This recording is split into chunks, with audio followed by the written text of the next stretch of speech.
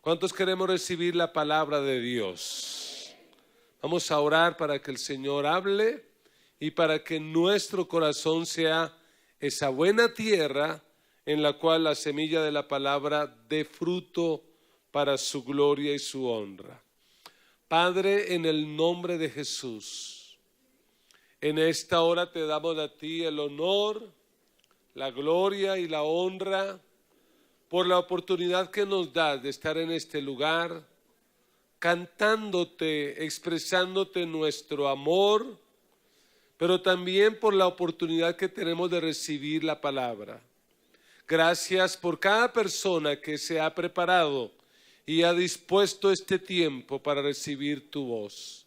De manera especial, pedimos que bendigas a los amigos, a aquellos invitados que hoy están aquí y que están escuchando esta palabra. También bendice a aquellos que a través de las redes sociales nos pueden seguir para que esta palabra produzca un resultado, un efecto de vida y de salvación. Llévate lo que quiera impedir la libre expresión de tu palabra y háblanos. Te lo rogamos y te lo pedimos en el nombre de Jesús. Amén. Y amén. Dale un aplauso al Señor. Él es digno de ser alabado y de ser glorificado.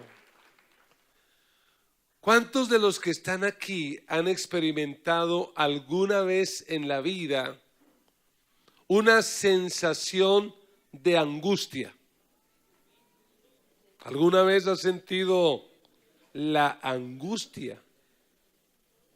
Casi que diríamos que es inevitable vivir en este planeta y en esta generación y no experimentar la angustia, porque hay muchas cosas que nos producen angustia.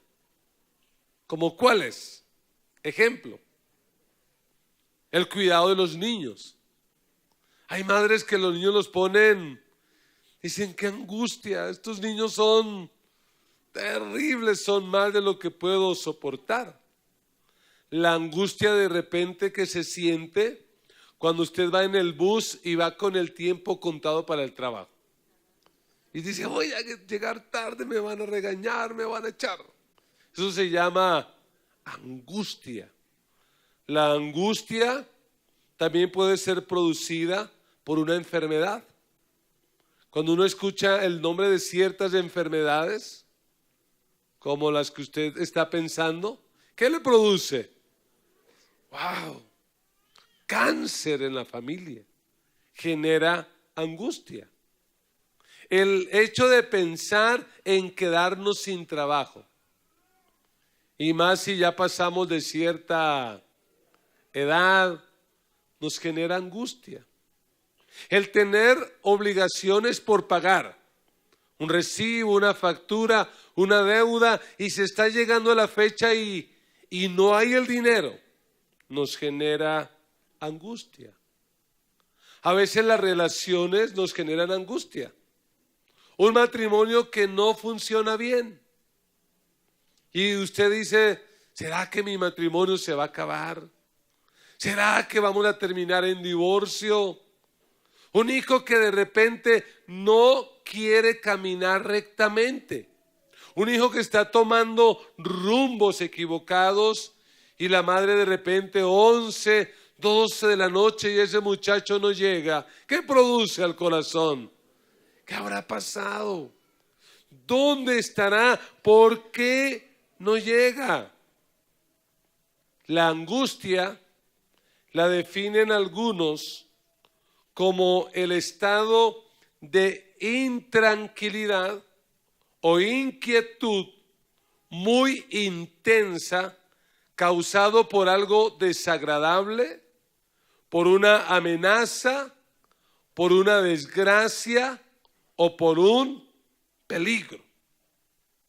¿Cómo saber si alguien tiene angustia? Usted que lo ha vivido, usted se va a identificar. Una persona que tiene angustia generalmente tiene dolor o molestia en la caja torácica. Tienen sensación de asfixia, como que abran la puerta, abran la ventana. Oiga, me hace falta como aire. Una persona angustiada tiene miedo a morir o tiene miedo a quedarse loca. Este problema me va a enloquecer. En ocasiones afecta tanto el cuerpo que produce náuseas, mareo o diarrea por la angustia. Se aceleran las palpitaciones del corazón, hay taquicardia. En otras ocasiones hay exceso de sudoración. Se acostó a dormir en este frío bogotano y sin embargo empezó a sudar y está pensando. Les estoy hablando de esto porque el pasaje que hoy vamos a ver nos muestra a Jesús experimentando un fuerte episodio de angustia. Y eso es positivo de alguna manera, porque eso lo que nos muestra es que nuestro Salvador es alguien que nos puede comprender. Porque Jesús experimentó cosas que usted y yo experimentamos. Experimentó la soledad, experimentó el abandono, el desplazamiento, la muerte de un ser querido, el desprecio, la pobreza y también experimentó la angustia. Por eso Jesús nos puede comprender, porque por donde usted está pasando, Él ya pasó. Y si Él triunfó, usted y yo también vamos a triunfar. Vamos a superar la angustia. Dígale a alguien, pero bien animado, podemos superar la angustia.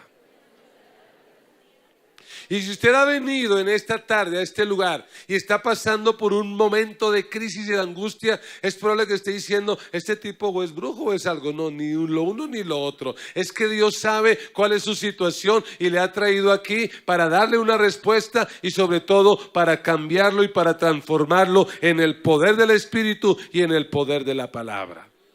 Abra su Biblia, los que trajeron Biblia, o préndala, porque ahora hay que decir ábrala o prenda la Biblia, en el Evangelio de Marcos, capítulo 14, versículo 32. Marcos 14, 32. ¿Cómo superar la angustia? Y la palabra del Señor dice de la siguiente manera: vinieron pues a un lugar que se llama Getsemaní y dijo a sus discípulos: sentaos aquí entre tanto que yo oro. Y tomó consigo a Pedro, a Jacobo y a Juan, y comenzó, ¿a qué comenzó? A entristecerse y a angustiarse. Y les dijo: mi alma está muy triste hasta la muerte. Quedaos aquí y velad. Y yéndose un poco adelante, se postró en tierra y oró que si fuese posible pasase de él aquella hora. Y decía: Abba, Padre, todas las cosas son posibles para ti. Aparta de mí esta copa, mas no lo que yo quiero, sino lo que tú. Vino luego y los halló durmiendo. Y dijo a Pedro: Simón, ¿duermes? ¿No has podido velar una hora? velad y orad para que no entréis en tentación. El espíritu a la verdad está dispuesto, pero la carne es débil. Otra vez fue y oró diciendo las mismas palabras. Al volver otra vez, los halló durmiendo, porque los ojos de ellos estaban cargados de sueño y no sabían qué responderle. Vino la tercera vez y les dijo: dormid ya y descansad, basta, la hora ha venido. He aquí, el Hijo del Hombre es entregado en manos de los pecadores.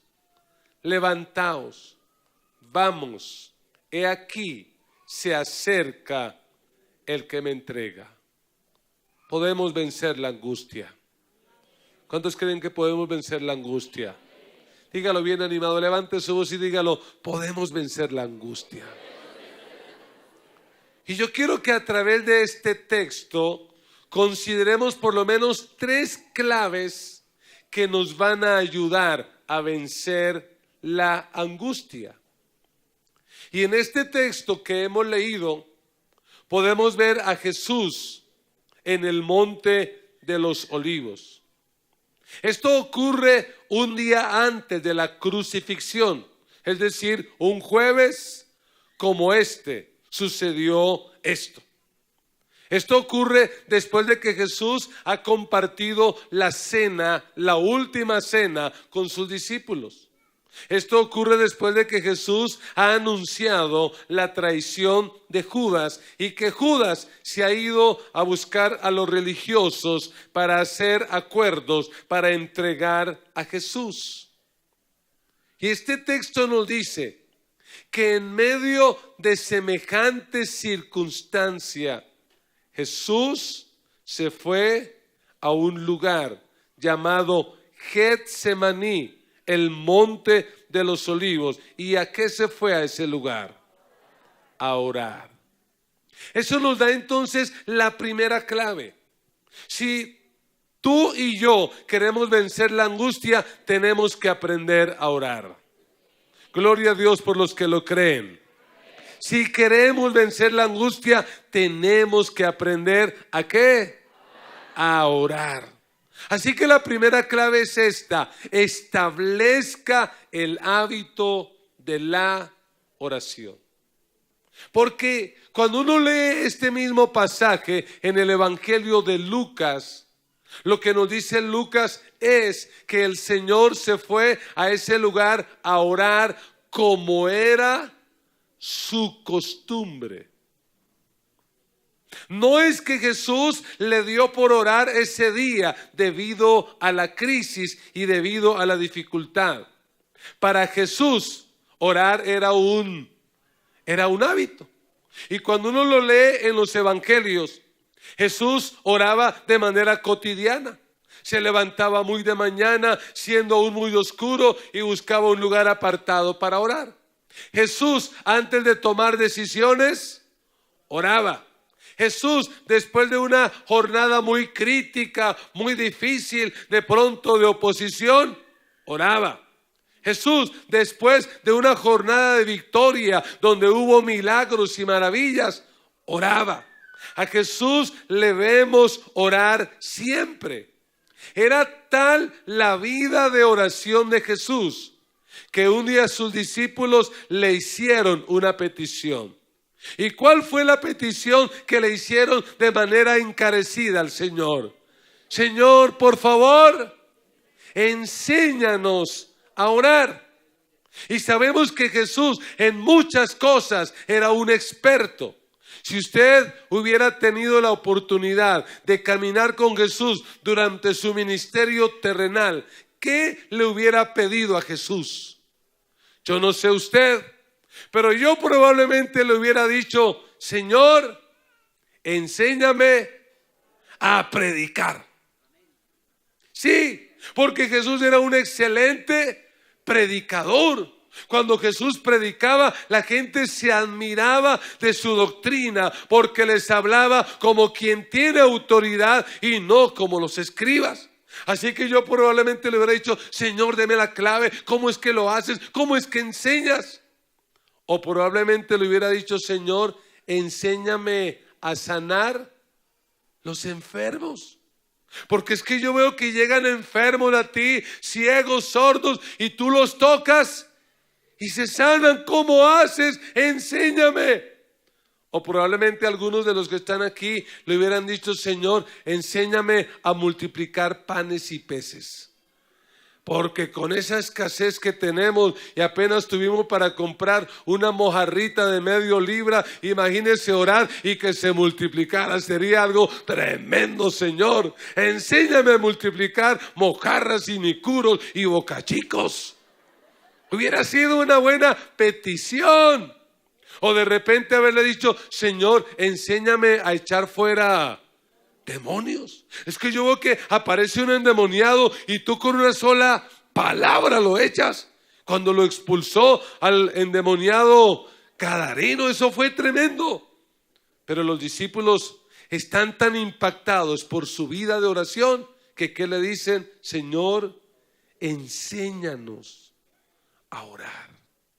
¿Por qué? Porque para Jesús la oración era un hábito. Y yo le quiero decir algo: si usted solamente ora cuando está en problemas, está en problemas. Si usted solo ora cuando tiene problemas, pues tiene problemas. Porque tenemos que aprender a orar cuando hay problemas y cuando no hay problemas, cuando hay salud y cuando hay enfermedad, cuando las cosas van bien y cuando no van tan bien. Tenemos que desarrollar el hábito de la oración. Y lo que dice el texto es que Jesús fue a orar con sus discípulos, con los 11, porque Judas ya se había ido. Y en el versículo 33 dice: y tomó consigo a la rosquita. Porque en todo lado hay rosca, eso dejémonos de cuentos. ¿Qué es lo feo de la rosca?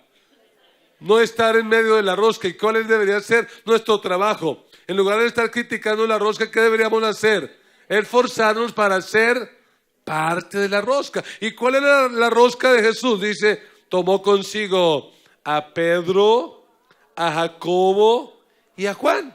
Eran los discípulos de confianza de él. Es decir, Jesús quiso orar, pero no quiso orar solo. Y buscó a estos 3 amigos para que los acompañaran. Y lo que nos dice el texto es que Jesús fue vulnerable. Porque ¿qué dice la Biblia que dijo? Dice: comenzó a entristecerse y angustiarse. ¿Qué cree usted que le dijo Jesús a sus 3 amigos? Utilice su imaginación. ¿Qué cree que Jesús les dijo? Probablemente que les dijo: muchachos, tengo miedo. Es indudable que dentro de unas horas voy a estar en la cruz. Voy a tener que enfrentar esa situación y la verdad yo tengo miedo, estoy angustiado. Uno se puede imaginar a un Jesús que está sudoroso, que está angustiado. De hecho, Lucas, quien era médico y describe este mismo relato, dice que fue tal el impacto, por decirlo así, fue tal el estrés que los poros de Jesús se reventaron. Y en lugar de sudar normal, sudó sangre. Fue algo impactante. ¿Y qué era lo que buscaba Jesús en sus amigos? Buscaba por lo menos 2 cosas. Buscaba compañía y oración. Muchachos, acompáñenme y oren conmigo. Yo quiero decirle algo: cuando esté pasando por etapas de angustia, no cometa el error de aislarse. No cometa el error de quedarse solo. Por eso yo creo con todo mi corazón que la iglesia del Señor es un tremendo regalo que Él nos ha dado. Qué lindo tener un grupo de personas con las cuales poder decirle: estoy pasando por un mal momento, necesito su ayuda. Creo que como cristianos tenemos que superar muchas cosas. Y una de las cosas que tenemos que superar es esa costumbre de decir mentiras. ¿Cuál es la mentira que más dicen los cristianos? ¿Sabe cuál es la mentira que más dicen los cristianos? Bien. Esa es la mentira que más dicen. ¿Y cómo está? Bien. Cuando a veces, ¿cómo estamos? Estamos mal, estamos desbaratados, estamos derrumbados, no sabemos ni qué hacer, estamos deshechos. Pero como nos han enseñado una teología positivista, una teología que no nos permite decir la realidad, ¿qué es lo que nos dicen? No, cuando usted lo saluden, ¿cómo le va, hermana? ¿Qué hay que decir? Prosperado, bendecido y en victoria. ¿Por qué no tener amigos con cuales decir: ¿sabe qué? Estoy angustiado, estoy en la mala, me siento mal, siento que mi vida se está desbaratando, siento que mi vida no tiene sentido. Y aquí está Jesús orando. Pero ¿qué fue lo triste? Que esos que se llevó para que le ayudaran a orar, ¿a qué se dedicaron? A dormir. Pero no los juzguemos. Es que acabaron de comer. ¿Qué acabaron de comer? La cena de la Pascua. ¿Y qué tenía la cena de la Pascua? Entre otras cosas tenía cordero, tenía pan. Y óigalo bien, en la cena de la Pascua un judío normal por lo menos se tomaba 4 copas de vino. Así que estos, ¿cómo están? Llenitos y un poquito mareaditos, así que lo que tienen es sueño. Como algunos de los que me están escuchando a esta hora por haberse comido semejante pescado tan grande y no haberle traído al pastor. Eso es lo que más los tiene así afectados. Eso es lo que los tiene así somnolientos. Ellos no lo ayudan a orar. A Jesús le toca estar batallando. Y la pregunta que uno se hace es: ¿y qué oró Jesús? ¿Cuál fue la oración de él? Mire cómo él ora. Lo que dice el versículo 35 es que su oración decía: Padre, si es posible, pasa de mí esa hora. Es decir, ¿qué era lo que le estaba diciendo Jesús al Padre? ¿Sabes qué, papá? Yo no quiero morir. Yo no quiero ir a morir en la cruz del Calvario. Él lo está diciendo con una naturalidad: yo no quiero morir. Pero en el 36 dice que Jesús en su oración decía: Abba, Padre. Y esa expresión, Abba, Padre, es el equivalente para nosotros en español decir papi. ¿Cómo llamó Jesús al Padre? Papi, papito. Porque es triste, pero a veces hay cristianos que en la peor de las crisis no oran. Lo que hacen es tratar de impresionar. Oh, excelentísimo y soberano y siempre eterno Dios todopoderoso que habitas entre. Y como que creemos que entre un lenguaje más refinado usemos como que Dios nos va a escuchar. Si usted está pasando por angustia, si usted está, como dicen los jóvenes, en la inmunda, ¿cómo debería orar al Señor? ¿Sabe cómo debería orar? Señor, estoy en la inmunda. Uy, no, pastor, qué pena con el Señor. ¿Cómo va a utilizar uno ese lenguaje? Eso es como irrespetuoso. No, hay que usar sencillamente el lenguaje nuestro y decirle al Señor cómo es que nos estamos sintiendo.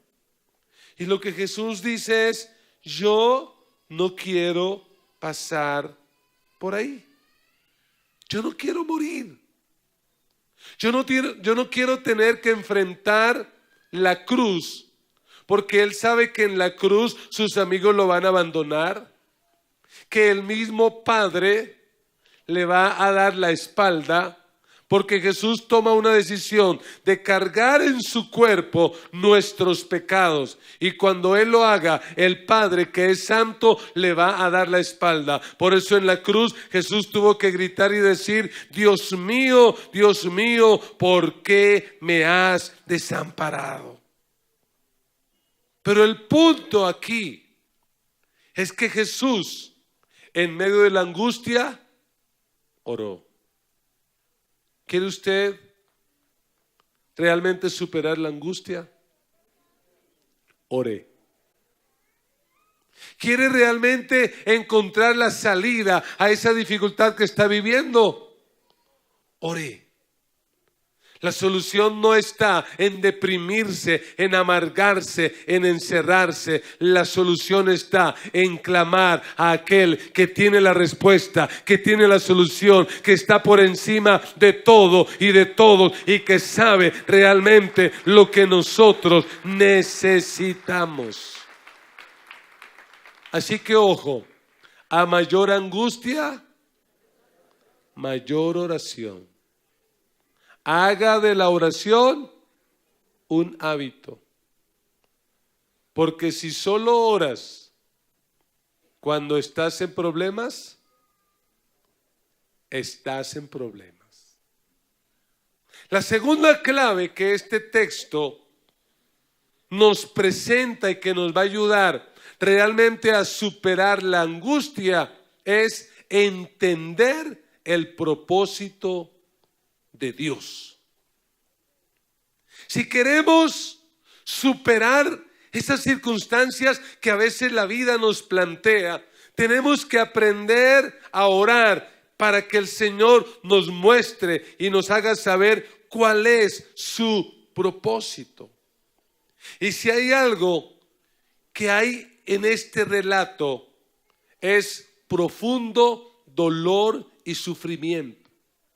Realmente, después de este dolor que experimentó Jesús aquí, el más fuerte es el de la cruz.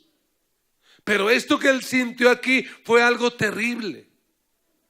¿Cuántos de aquí han sufrido tanto que sus vasos capilares se les han roto, que sus poros se les han roto? Yo no creo que haya alguien que haya sufrido semejante sufrimiento como el que el Señor experimentó. Y es lógico que sufra. ¿Por qué? Miremos algunas cosas. ¿Cuántos años tenía Jesús? Y cuando uno tiene 33, porque a mí ya se me olvidó hace mucho tiempo. Cuando uno tiene 33 años, ¿qué tiene uno a los 33 años? Sueños, planes, metas. A los 33 años lo que un ser humano quiere es vivir.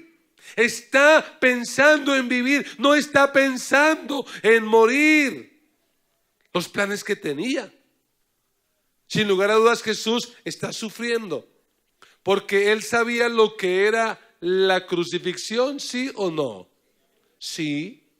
Porque la crucifixión era una práctica muy habitual establecida por el Imperio Romano. Y si usted hubiera vivido en ese tiempo, era muy normal ir de repente de Galilea a Jerusalén y por esas calles encontrar a las orillas del camino crucificados. Gente que el Imperio Romano había condenado a morir crucificado. Y eso era algo terrible, porque un crucificado era clavado en la cruz literalmente desnudo. La iconografía cristiana presenta a Cristo en la cruz cubierto, pero literalmente Jesús estuvo desnudo. Así que ya era un motivo de vergüenza.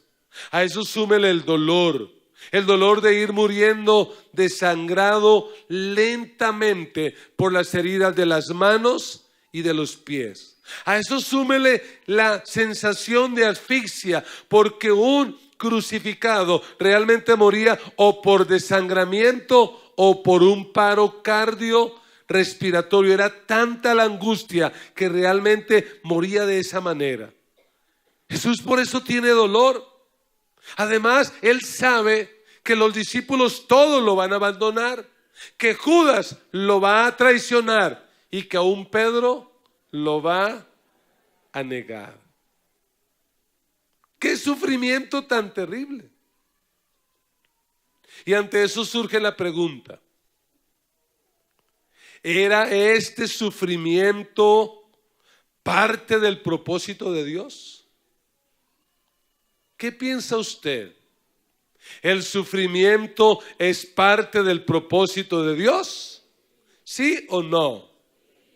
Porque a veces pareciera que nos ha afectado tanto la herejía brasilera que Deus quiere que usted no sufra y pare de sufrir. No, Señor, el Evangelio lo que nos muestra es a un Cristo que sufrió, y aquellos que hemos decidido seguir a Cristo indudablemente también vamos a tener que sufrir, pero detrás de ese sufrimiento hay un propósito y hay una razón y hay una bendición por lo cual Dios va a permitir ese sufrimiento. Pero el sufrimiento forma parte del propósito de Dios.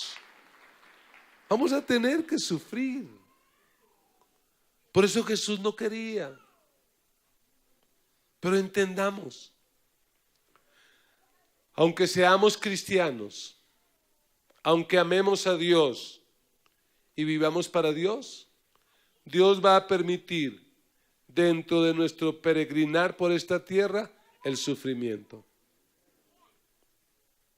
Y cuando ese sufrimiento venga, ni se te ocurra pensar que eso es obra del diablo. Porque a veces tristemente todo lo que nos causa dolor, ¿qué decimos? Eso es del diablo, eso hay que echarlo fuera. La pregunta es, ¿el sufrimiento de Cristo en el Calvario era parte del propósito de Dios, sí o no? Claro.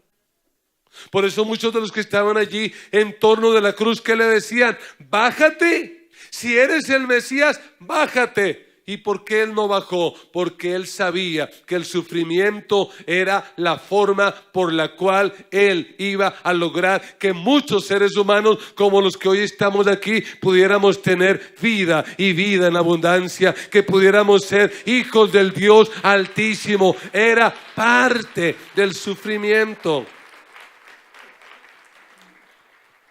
Y a veces, por más que oremos, por más que nos consagremos a Dios, por más que vivamos a Dios, vamos a tener que sufrir.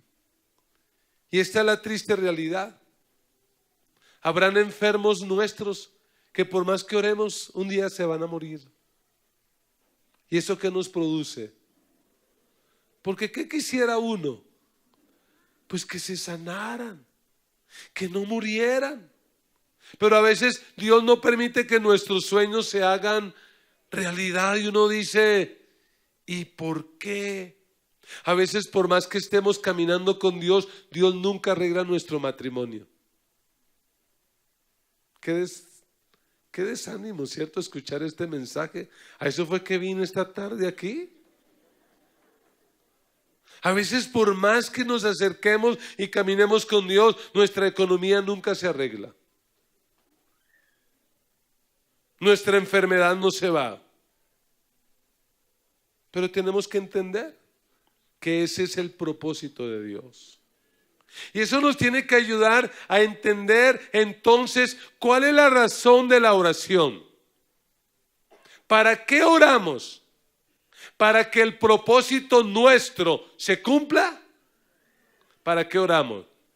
Para que el propósito de Dios se cumpla. ¿Cuál fue la oración de Jesús? Padre, si es posible, yo no quiero ir a la cruz, pero si no hay de otra, pues aquí estoy, para las que sea. Diga nomás, estamos listos. ¿No es la pregunta que a veces nos hacen las personas que evangelizamos? ¿Qué nos dicen a veces? Oiga, ¿y si Dios es tan bueno? Y si Dios existe, ¿por qué permite el sufrimiento? ¿Por qué permite el dolor? ¿Por qué permite esto? ¿Por qué permite aquello? ¿Sabe por qué? Porque sencillamente Dios sabe que es a través del sufrimiento que nosotros nos perfeccionamos, es a través del sufrimiento que nosotros maduramos, y sobre todo en mi caso personal, es a través del sufrimiento que yo anhelo y deseo el cielo. Porque si aquí no hubiera sufrimiento, ¿para qué el cielo? ¿Cuándo usted anhela más el cielo? Cuando usted anhela más el regreso de Cristo, cuando está en la bendición, cuando está en lo mejor de la vida, cuando usted anhela que el Señor regrese, cuando no tiene para pagar esa factura y que dice, ay, si el Señor viniera hoy, ay, qué alivio. Le toca presentar ese examen, en el examen del cual, de la universidad, del cual depende el semestre, y usted que dice, ay, si el Señor viniera hoy, nos libraríamos de esto. ¿Sabe que hay muchas oraciones en la Biblia a las cuales el Señor les dijo no? Un ejemplo, Moisés. Sabemos que Moisés, por no obedecer a Dios, Dios le dijo, no vas a entrar a la tierra prometida. ¿Y qué empezó a hacer Moisés? Señor, perdóneme, mire, es que se me saltó el mal genio, perdóneme, deme chancecito de entrar. ¿Y qué le decía a Dios? No, hasta que por allá en el Deuteronomio leemos que un día, ¿qué le dijo el Señor? ¿Sabe qué, Moisés? No me hable más de este asunto. No entra y ya. Le voy a dar un chance, y es que suba al monte, va a mirar la tierra, y ahí en esa montaña se va a morir, y yo lo sepulto. Oiga, le tocó pastorear una iglesia terrible, ¿cuántos años? 40 años. Y el día del funeral, ¿quién lo acompañó? Solo Dios, imagina. Eso es como morir mal. ¿Qué fue lo que dijo Pablo más de una vez? Y lo leíamos en la carta a los Gálatas. Por su problema, al parecer en sus ojos, ¿qué oraba él? Señor, sáname, sáname. ¿Y qué le dijo el Señor? No te voy a sanar. Bástate mi gracia, porque mi poder se perfecciona en tu debilidad. Así que gloria a Dios por nuestras debilidades, porque allí Dios se va a glorificar, su poder se va a perfeccionar. ¿Sí, amén o no? Amén. Dios nunca dijo que todas las cosas nos iban a salir bien. Lo que Dios dijo es que a los que lo amábamos, todas las cosas nos iban a ayudar para bien, aún las cosas malas que nos pasan. Mire este texto de la carta a los Hebreos, capítulo 11, versículo 32. Dice 11:32, ¿y qué más digo? Porque el tiempo me faltaría contando de Gedeón, de Barak, de Sansón, de Jefté, de David, así como de Samuel y de los profetas, que por fe, ¿qué hicieron? Conquistaron reinos, hicieron justicia, alcanzaron promesas, taparon boca de leones, apagaron fuegos impetuosos, evitaron filo de espada, sacaron fuerzas de debilidad, se hicieron fuertes en batallas, pusieron en fuga ejércitos extranjeros. Las mujeres recibieron sus muertos mediante resurrección, mas otros fueron atormentados, no aceptando el rescate a fin de obtener mejor resurrección. Otros experimentaron vituperios y azotes, y a mal de esto prisiones y cárceles. Fueron apedreados, aserrados, puestos a prueba, muertos a filo de espada. Anduvieron de acá para allá, cubiertos de pieles de ovejas y de cabras. Pobres, ¿qué más?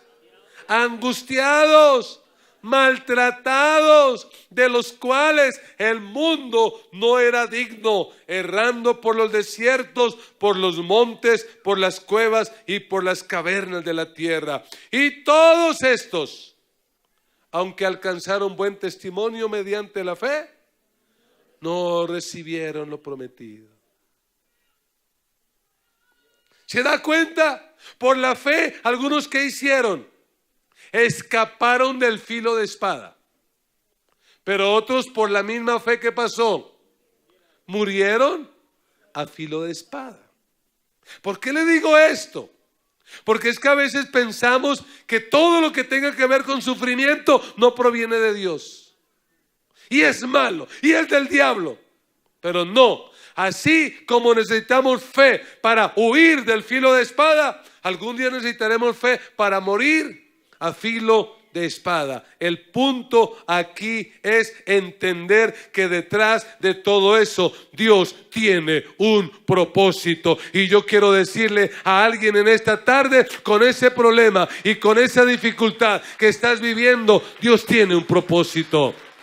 Dios tiene un propósito con ese hogar que no se arregla, con ese hijo que no cambia. Dios tiene un propósito.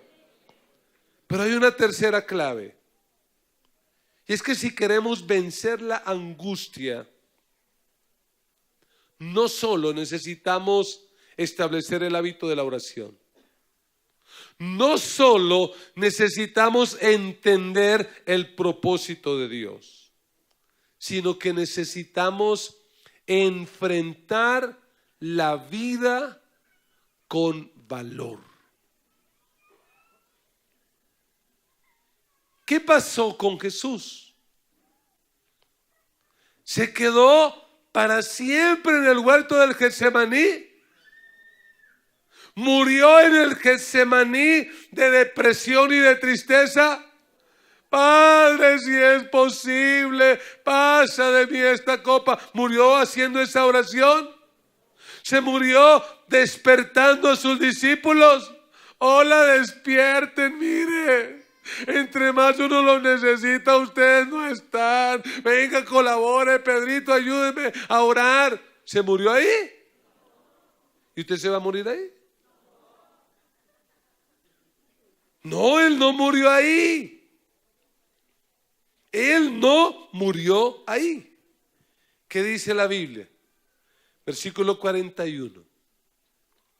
Dice, vino la tercera vez.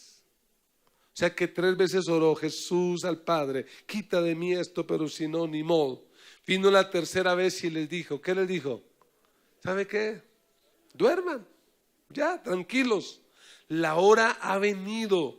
He aquí, el Hijo del Hombre es entregado en manos de pecadores. Y lea el 42 muy animado. ¿Qué dijo el Señor? Levantaos, vamos, he aquí, se acerca el que me entrega. ¿Cómo se llama eso? Eso se llama valor. ¿Qué dijo Jesús? Vamos, pongámosle el pecho al asunto. Y a mí me llama la atención cuando usted lee este mismo relato en el Evangelio de Juan, que vienen ellos con turbas, con palos, con espadas y con todo. Y Jesús, ¿qué hace? Sale y les dice, me buscan.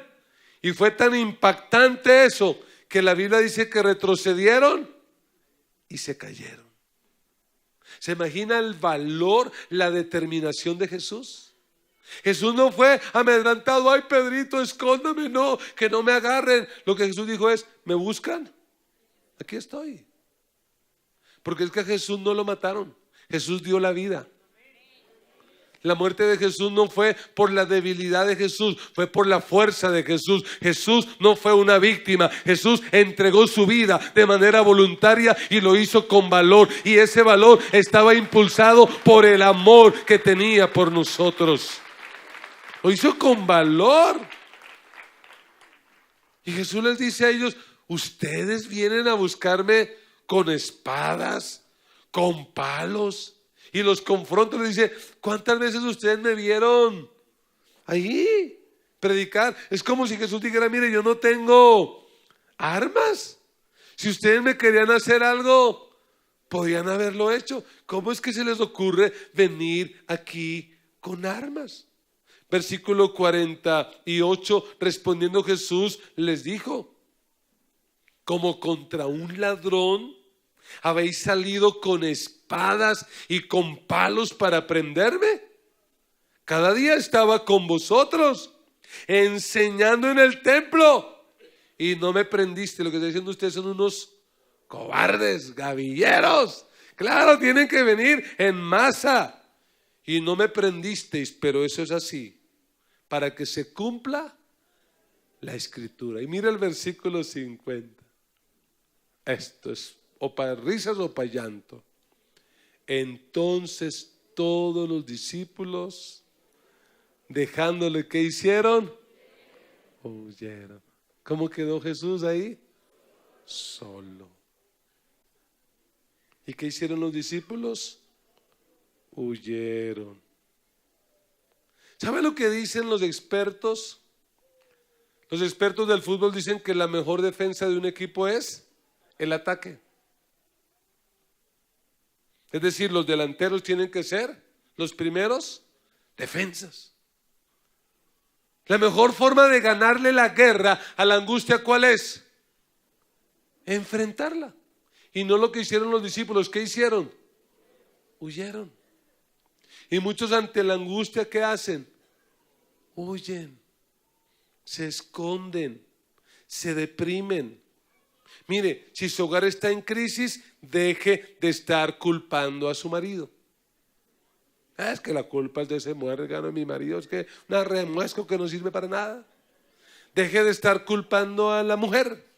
Deje de estar culpando a los hijos. Porque mire, siempre en un problema el mayor se desquita ¿con quién? Con el menor. El marido se desquita con la mujer con los hijos y los hijos con el perro. Por eso es que sirve tener mascota en la casa. ¡Chita de acá, perro! Con alguien se quieren desquitar y se huye. Está en crisis, no ataque a la gente. Está enfermo, no ataque al médico, no culpe al gobierno, porque es que la culpa es de fulano. Eso fue lo que hizo Adán cuando falló y pecó y Dios lo llamó a cuentas. ¿Qué dijo él? La culpa es de Eva. ¿Y cómo lo dijo? La mujer que me diste. Es decir, indirectamente, ¿la culpa de quién es? La culpa es tuya. ¿Quién te mandó a darme esa vieja tan terrible? Me hubiera dado otra, pero es que la que encontró era que no había más y literalmente no había más. Adán sí le podía decir a Eva: Eva, tú eres la única mujer en mi vida. Algunos no pueden decir eso, ¿cierto? Pero Adán sí lo podía decir. Pero aquí están un grupo de discípulos que huyen, se fueron, huyeron. De hecho, el mismo autor de este evangelio, en 2 versículos, habla de él. Porque esto fue lo que hizo Juan Marcos 51. ¿Qué dice? Pero cierto joven, ahí, diga el nombre. Pero cierto joven le seguía, cubierto el cuerpo con una sábana. Y le prendieron, por eso él supo lo que pasó y luego lo escribió. Y lo prendieron. Mas él, dejando la sábana, huyó. Corra. Ese es Marcos. Marcos, el que escribió este evangelio, que sale huyendo y pasó la vida. Y cuando Pablo se convierte y se vuelve misionero, Marcos va con él al primer viaje misionero. Y en el primer viaje misionero, cuando vio la cosa difícil, ¿qué hizo Marcos? Huyó. Como que Marcos era experto en huir. Y yo no sé si de repente en esta tarde me está escuchando alguien que es experto en huir. Que cuando vienen las crisis y las dificultades, la única opción que se le ocurre es huir. huir, dejarlo todo, abandonarlo todo. Y yo quiero decirle, esa no es la solución. La solución es hacer lo que Jesús hizo. ¿Y qué hizo Jesús? Enfrentó la vida con valor. ¿Tengo que ir a morir a la cruz? Pues voy a ir a morir a la cruz. 3 acciones que nos van a ayudar a superar la angustia. Número 1, ore. Establezca el hábito de la oración. Número 2, entienda el propósito de Dios. Dios, ¿cuál es la razón de esto? ¿Por qué me pasa esto? ¿Por qué estoy viviendo esto? ¿Cuál es tu propósito? Y 3, enfrente la vida con valor. Pregunto, ¿el Padre le respondió positivamente a la oración de Jesús? ¿Qué le dijo el Padre ese día a Jesús? No. Que no quiero morir en la cruz. Si quieres salvar a la humanidad, es la única opción. No. ¿Y sabe por qué? Porque el Padre tenía algo mejor para Jesús. Y usted va a decir, pero ¿cómo que Dios tenía algo mejor si le tocó morir en la cruz? Sí, le tocó morir en la cruz, pero Dios tenía algo mejor. ¿Y qué era lo que tenía mejor? Que al tercer día Jesús se levantó de la tumba, venció la muerte, el pecado y a Satanás, resucitó y está vivo. Venció. Él venció. Y yo quiero decirle en esta hora, Dios tiene algo mejor para usted.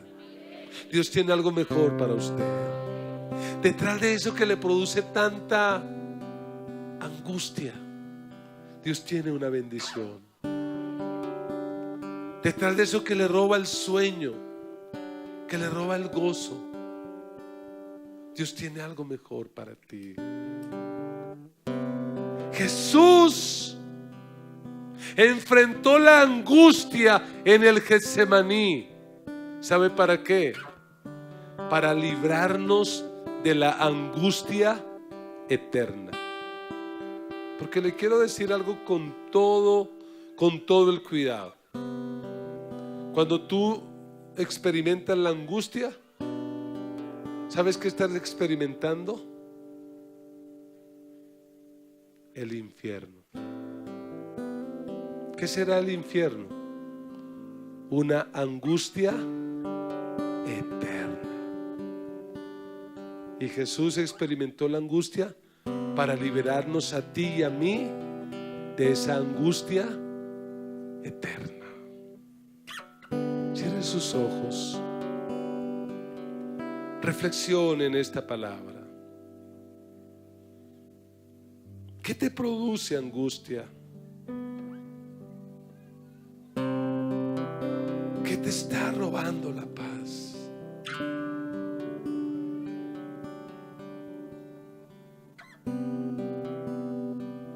¿Qué es eso que cuando piensas en eso, tu respiración se altera? Te desesperas.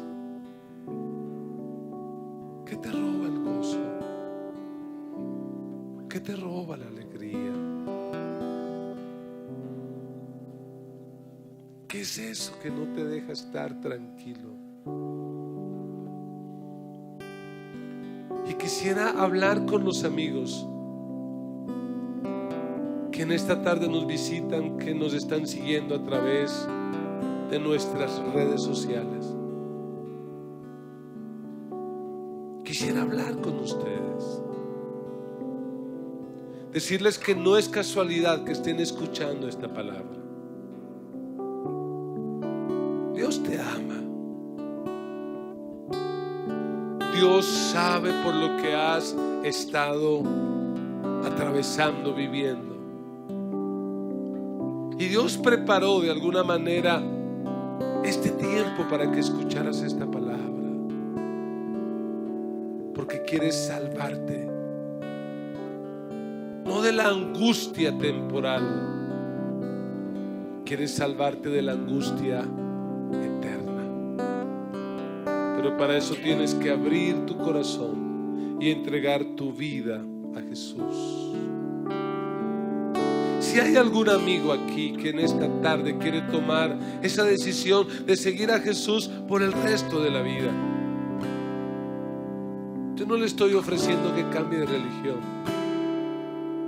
Yo le estoy ofreciendo la vida que Jesús ofrece. Quisiera ver la mano levantada de esos amigos que dicen: pastor, ore por mí. Yo quiero tomar hoy esta decisión. Dios te bendiga. Tenga su manito allí levantada. Dios te bendiga. Dios te bendiga. Tenga su mano allí levantada. Dios te bendiga. Dios te bendiga. ¿Habrá alguien más en esta tarde? Dios te bendiga. Dios te bendiga. Dios te bendiga. Tenga su manito allí levantada, por favor. Todos los amigos que en esta tarde manifiestan su deseo de seguir a Jesús, con su manito levantada, mientras la iglesia está orando. Usted, mi amigo, repita conmigo esta oración y hágalo con todo el corazón. Diga conmigo: Señor Jesús, en esta hora yo reconozco que soy pecador. He hecho lo malo delante de ti. Me arrepiento y te pido perdón. Gracias por morir en la cruz por mis pecados. Perdóname, lávame con tu sangre. Escribe mi nombre en el libro de la vida y no lo borres, para que cuando yo muera o tú regreses, yo pueda estar siempre contigo. Gracias, Jesús. Amén y amén. Damos un aplauso al Señor por la vida de nuestros amigos. Si usted hizo esa oración de todo corazón, usted puede tener la seguridad de que sus pecados han sido perdonados y que tiene vida eterna.